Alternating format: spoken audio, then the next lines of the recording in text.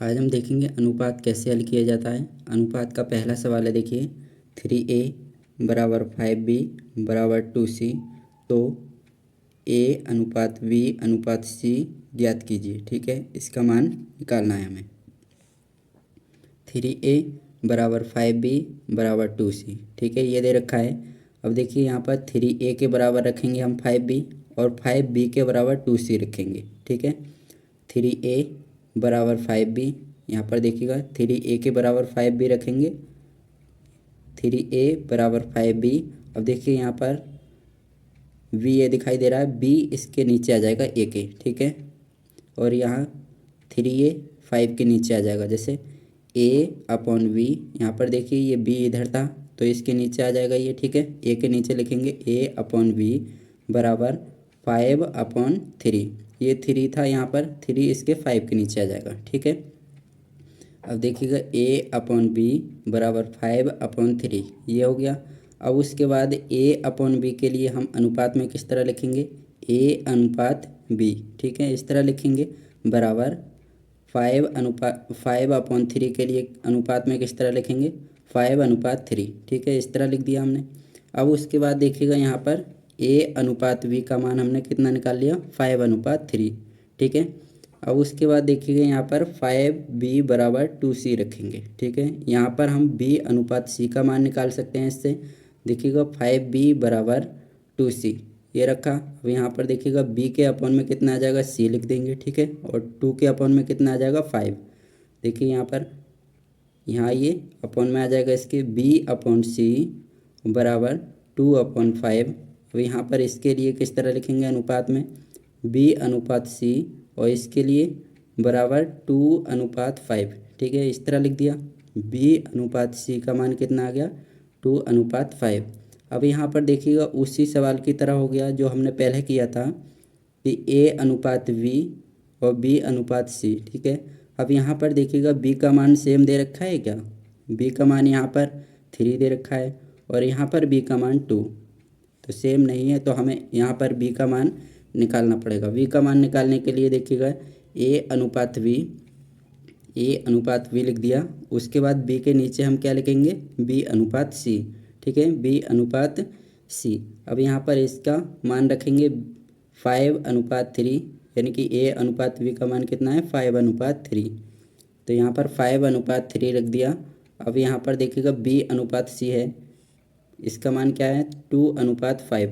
ठीक है, तो 2 अनुपात 5 रख दिया। अब यहाँ पर देखिएगा यहाँ पर कुछ भी नहीं है। ठीक है, यहाँ पर कुछ भी नहीं है तो यहाँ पर ये b आ जाएगा। ठीक है, यहाँ पर b ही आ जाएगा। ठीक है, b लिखेंगे तो यहाँ b का मान कितना है, 2, तो यहाँ पर भी 2 ही लिखेंगे। ठीक है, अरे यहाँ पर देखिएगा b है ये, तो यहाँ पर ये वाली b भी यहाँ पर आ जाएगी। ठीक है, उसके बाद b का मान यहाँ पर 3 है तो यहाँ पर भी यही वाला मान आ जाएगा।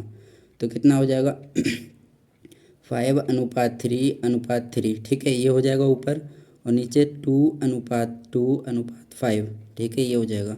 अब उसके बाद देखिएगा यहाँ पर मल्टीप्लाई करेंगे इसकी 5 की 2 से और 3 की 2 से और 3 की 5 से। ठीक है, तब यहाँ निकलेगा देखेंगे गुणा करेंगे इसकी, 5 की 2 से करेंगे तो 10 हो जाएगा, 3 की 2 से करेंगे तो 6 हो जाएगा।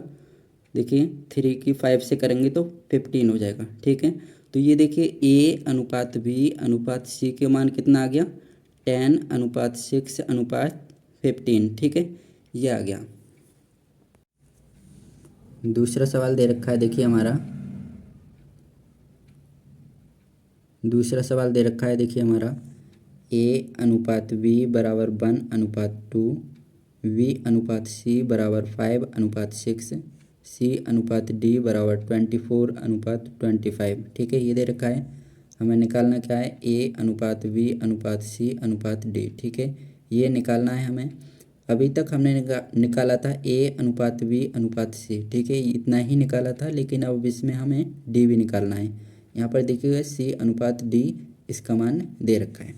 अब देखिएगा जिस तरह हमने पहले निकाला था उसी तरह हम इसके लिए भी निकालेंगे। a अनुपात v, इसके नीचे लिखेंगे b अनुपात c, इसके नीचे c का मान लिखेंगे c अनुपात d। ठीक है, इस तरह लिख दिया। अब देखिएगा यहाँ पर ये एक कॉलम यहाँ पर भी खाली रहेगा और एक यहाँ पर भी। देखिए बी का मान यहाँ पर भी लिखेंगे ये वाला बी, और ये यहाँ पर भी लिखेंगे, और ये वाला बी यहाँ पर है देखिएगा, यहाँ पर इसके नीचे ये वाला बी लिख देंगे। और यहाँ पर देखिएगा यहाँ पर ये कॉलम खाली है तो यहाँ पर ये सी लिखेंगे, जिससे यहाँ देखिएगा ए अनुपात वी था, ठीक है। ये दो कॉलम यहाँ पर खाली थे, तब ये वाला बी यहाँ पर लिख दिया और यहाँ पर भी यही वाला बी लिख दिया, ठीक है। अब देखिएगा बी अनुपात सी था ये यहाँ पर, तो यहाँ पर ये कॉलम खाली था तो ये वाला सी यहाँ पर आ जाएगा, और यहाँ पर एक कॉलम यहाँ पर भी खाली था तो यहाँ पर ये वी आ जाएगा। उसके बाद सी के नीचे था सी अनुपात डी।